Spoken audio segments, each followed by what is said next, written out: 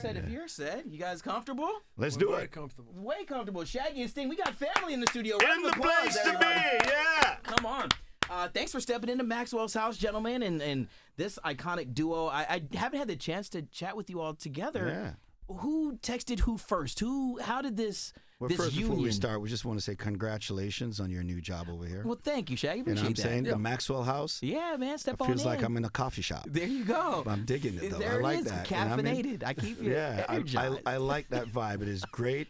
You're moving up in places. KTU is a wonderful place to go. Yeah. You know, and I've always loved this station. It's great. This has been home. Yeah. I Yeah. mean, you know, it's in a part of the iHeart family, and to be a part of this Yeah. iconic brand is something that I've longed for, you know, in my career, and to be able to sit across gentlemen such as yourself and to Yes. know your legacy within the music industry Absolutely. and It's to know been- that we get to been press great. play on your records here at KTU. It makes me feel a way. Yeah. Yeah, it's Fantastic. a special thing. You know what So I mean? And I love this station. Anyway. yeah, I got to know who me texted and who this guy. first. Yeah, how did I that? don't think it's a text, but I mean, we're friends. The music Yeah. is just a side piece. Yeah, Sideshow, I should Sideshow. say. Yeah. Side piece isn't really I know the what you way. mean. Sideshow.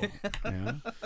So it was just it was built off of friendship. So to have Kinda that friendship, kind of my side piece. What's going on? to have that friendship and to create from that space. You know, when we met a couple of decades ago, Yeah. actually. Yeah.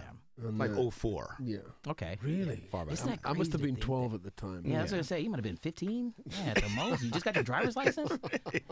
Somewhere around there. Something like that. Yeah, it was in Antwerp, and I kind of bum rushed the stage and did Roxanne. Yeah. And then, many years after that, we I met. thought it was we met- Sean Paul. Yeah, he did. He did. He did ask me. Did ask me to give him the light, but Yeah. you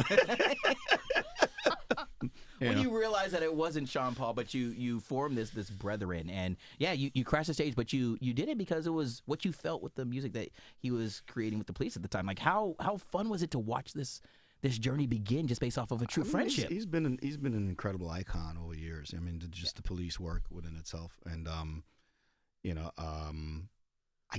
lot of it happened by surprise. Okay. To be honest with you, because I can't look at you and say that we foresee this brotherhood.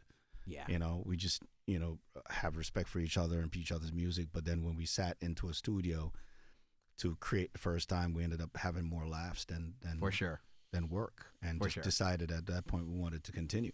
And how special is it, to be in that space where there are no, necessarily, you're not trying to reach a certain marker or tick, and you're just wanting to create something that's real with somebody who is real. I think we recognize something in each other that's common to us, that we're both curious about life, Okay.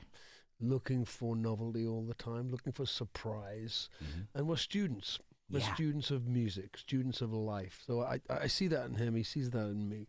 So we make the journey together sometimes, and then surprises happen, sparks fly. He's very different to me the way he works.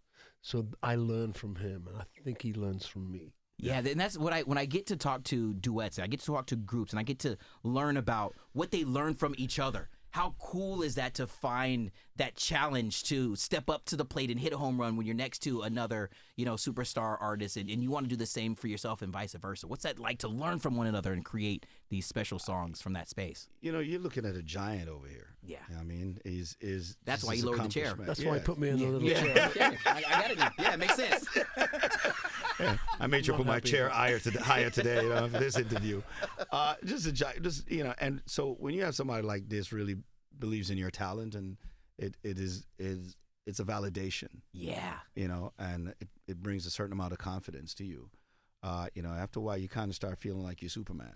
For sure. But then Yeah. you start to operate at that level that, you want to be better yourself. Absolutely. And it's not that it's a... Especially with him, because he's a perfectionist at everything. Oh, What I wow. mean, he's the hardest working person I know Man, in the music business. to hear that, to be known as Oh, one he of knows the, that. I say it all the time. I mean, Well, I recognize that. Yeah. It's true, but he's the second most hardworking person. in There the you go. world, Only by this much. And how important for... until I beat him at lobby call, which is really hard. That's- And I'm which saying is I'm super trying. tough. Yeah, Still no working on matter that. what, no matter how early he's still there already 4:30, sitting down. you're trying to get there at 4:29, he's there at sitting there 4:28. already. I'm like, dude, how did you get down What here? is up with The that? elevator isn't even open. Well, I took the stairs. That's what you got to do sometime. What's really dope is that you all are bringing in this sound that is allowing new listeners and new fans to not only dive into what you're doing together, but to dig into your discography and your library. So how fun is it to get out and create this sound together? Now, I mean, I've got it right here. Till the morning, saw the video, catching the energy, catching the vibes. You know, Till the Morning is a little deeper than just, you know, what you see on the surface. You know, this is a record that the rhythm track itself is from Yellow Man's I'm Getting Married. Okay. Which is a classic. You know, Yellow Man was really the first international dancehall star, global star. He was produced by a producer by the name of Henry Junja Laws. Now, a lot of people might know Sly and Robbie, and you might know Lee Scratch Perry, and Cox and Dad. Some of these. Oh, those are names, that I'm starting to legendary, become familiar. exactly, and jammies. But not a lot of people talk about Henry Junja Laws and what he has done. And he was arguably the guy that really kind of created dancehall, because, you know, dancehall toasters used to toast on reggae beats. Yeah. And a lot of those rhythm tracks was done by Roots Radix Band with Flabba Holt and you know, Dean Fraser and a lot of these guys. And John Jalaz used that rhythm section to make most of his beats. What he did was sound system music. And if you know anything about Jamaican culture, sound system culture is a big part of the Jamaican culture. And I mean, it's street music. It's the music coming straight from out of the ghettos. It's what people are living. Right. It's when you look at it and you see these big speakers blocking the streets, that's a sound system. That's a sound system. That's a sound system. And he made music for the sound system. And when you listen to the catalog of music, you start to realize that just the track record of the soundtrack of your life in front of your face of all these songs. And, you know, one of those tracks was I'm Getting Married. So what I did was, it's really a celebration of and paying homage, a homage, as you would say. Homage. You know, to Henry Junja Laws. And once I explained that to Sting, you know, and I brought this song to him, you know, he right off the bat really loved the melody. And once I gave him the backstory, now it even had way more meaning. Even more. Yeah. To connect, to hear a story and to know that you're able to reinvent, some might say, or to put, your heart and your rhythm on this and collectively to do that. What's that feel like on stage, or maybe even before it even gets to the stage, when it's in the studio and you kind of feel like you've done something special? There's a lot of joy in this song. And for me, music is medicine. And I think the world needs more joy at this particular time in history. There's a lot of misery out there, unhappiness. Music can help us. And this song, it just spoke to me immediately. It made me smile. And whenever people hear it, they do the same thing. Yeah. So we're onto something there. So it's an honor and it's a joy for me. How important is it for music to make sure that it makes people feel, whether it's happy, whether it's sad, whether it's a sense of, you want to rise up? Like, how important is that? I don't think a lot of people who are creating music now. There are two types of music. There's music you feel and music you hear. You know what I mean? Like, today, because of technology, anybody could make music you hear. Oh, for sure. You know what I mean? You could be singing in your shower, and there's technology and equipment and AI and all that to make you sound good. Yeah. But can you capture the feel? Can you make that music that connects with you, that makes you feel, make you think, make you hit your core and hit your soul? Yeah. You know what I mean? Something that is relatable. Sting has been great at that. You listen to the catalog of his music. When you see people follow him from concert to concert, it's because those songs mean something to them on a deeper level. To this day, and you said something very special, Shaggy, is you have people who are going from concert to concert. As you look out into the crowd and you start to recognize and build this sense of community and this family with these people who have been along the journey and have been able to take your music and they've been able to put little bookmarks in the book to what it meant for them at their particular time of life. It's like emotional touchstones for people's history. Do you have those same types of... Absolutely. That's the best compliment you can give me as a songwriter. Someone says, oh, I fell in love to one of your songs, or, we got married to one of your songs, or even, we buried Uncle Charlie to one of your... That means something because it's a function of I wish I get that style of compliments. It's always normally I get pregnant to your songs. Your song is on that playlist that I shouldn't be playing. You know what I'm saying? At certain hours of the day. Somebody walking out and say, "Oh, it wasn't me." Yeah. You're the godfather. Yeah. I've had kids named off me. There's a Frederick Bombastic Gordon. I want to touch on one of the most amazing, and I know it's not with us here with iHeart, but with NPR, with the Tiny Desk concert series that you guys to be in that gig to look around you and see that you've got your boys with you, your girls, you got your family with you. When you bring a show to life in such an intimate setting, how much more fun, or is it more fun to be there versus massive stadiums across the globe? There was no technology on the tiny desk. That was just raw talent. Yeah. So is it or lack thereof? Yeah, lack thereof.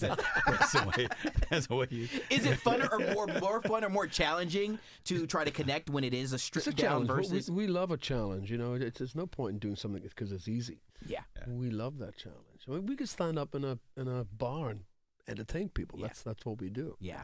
And there may be a time when we have to do that. We have to do that. Yeah, there might be a time when it gets to that. And you should understand that even with that tiny desk, that was before the tiny desk. That's when the tiny desk was really tiny. It was really tiny. Yeah. I mean, it didn't have a lot of pioneers viewership at that time. I think we were, for a long time, we were one of the highest viewing tiny desk, the trendsetters on there. And Very then, much so. Of course, then it became a massive platform now. So we're very proud of that. You know, I mean, and it was one of those situations that we enjoyed. It was damn early in the morning too. But he still beat you to the call time. Yeah, always. That's what he does. That's what he does. I highlighted here that coming up in just a couple of days, we're still getting ready for Reggae Rise Up Festival. Oh yeah, man. I mean, that's like 3 days from now. Like, I think you guys are spending the time, but like, are we prepared? Are we ready? Like, what the hell? Honesty is the we best. honestly don't know what we're doing. We're gonna play our hits. Yeah. Playing those hits, and I'm sure you get this question quite often as well. Like, is there one that you like to go to more than others? Is That's it like asking who's your favorite kid? 100%? I get that question. People ask me all the time, "What's your favorite song to play on the radio?" I'm like, "Oh, let me throw that back at somebody who creates." Sting music. always says to me, always play the hits. That's what people want to hear. For sure. And he's so right. Yeah. But within that, you're always looking for something new, some incremental idea that you haven't discovered before. Yeah. A song is an organic, living, breathing mechanism, and you're looking for that little spark of life you haven't discovered. That keeps me going. And you're one of the few people I actually see do this, where you have all these hits. They're so iconic, so huge, but you rehearse them every day. He never misses a sound check. You would think that this guy, as toured as he is and as traveled as he is and as rehearsed as he is, wouldn't go to sound check. He goes and he changes things every day. So every show is kind of a bit different. It might be something really minute. Yeah. But huge. or something huge. Yeah. But it's a different experience every time. You know So what I mean? can you speak on the importance of practice and dedication to craft, and what it means? Because there are a lot of people who try to reach the level of success by not taking the proper steps to get there, to show up on time, to practice, to rehearse. Like, truly, how important is that for... How do you get to Carnegie Hall? There we go. Practice. Put in that work, man. Put in that work. Yeah. Gosh, but you gotta love what you do too. For sure. Yeah, because it's not work. I've met people that are talented, like really, really talented, but they just don't love it.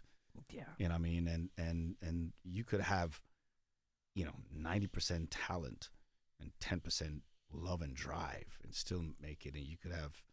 You know what I'm saying? Makes so much sense. Yeah. I never really thought about that. 90% talent and still don't make it. Yeah. You know what I mean? And you got 10% drive and still make it. You know what I mean? So it's you have to have that passion. I got 10% talent and 90% drive.